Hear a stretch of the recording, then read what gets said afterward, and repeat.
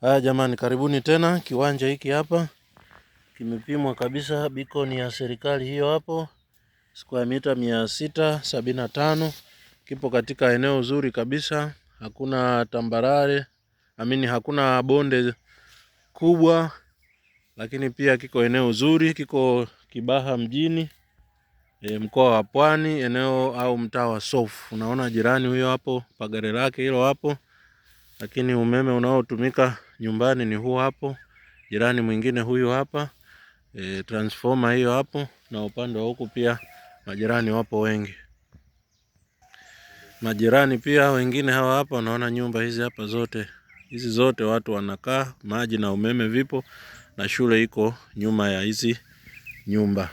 Jirani mwingine huyu hapa, na wengine wako upande huu hapa. Mandhari ya kiwanja au uoto wa asili ni kama unavyoona, palishafyekwa pakaandaliwa vizuri, kwa kuwa tu ujenzi haujaanza. Ndio unaona kuna haya majani, lakini ni majani ambayo ni ya kufyeka tu, wala hayana shida, hamna vichaka wala miti mikubwa.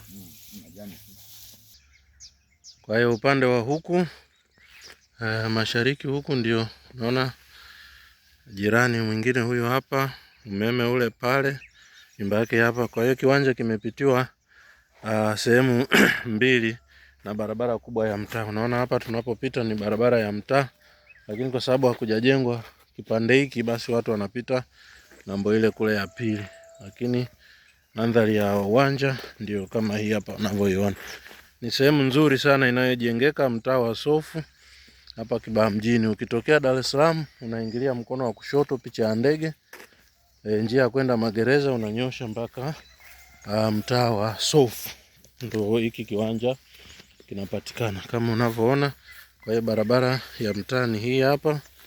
Hii hapa ni huku haijapita kama nilivyosema, kwa sababu upande huu hawapiti watu, wanapita upande wa pili kule, sababu ndio kuna majengo. Lakini transformer ile pale, jirani mwingine huyo hapa, na majirani wengine ni kama unavyowaona wale pale ngambo ya kule hapo.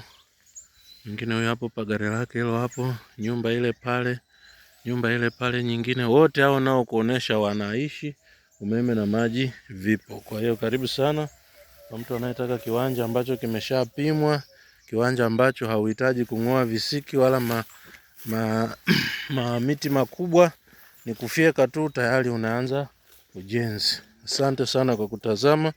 Usisahau kusubscribe kama bado, na kama na wewe una eneo lako, una kiwanja, una nyumba unauza, una nyumba unapangisha, mabanda ya mifugo unauza au kupangisha pia, karibu sana tuwasiliane ili tuweze kupata hizi taarifa, watu wanaohitaji waweze kujua. Asante sana kwa kutazama, na Mungu akubariki.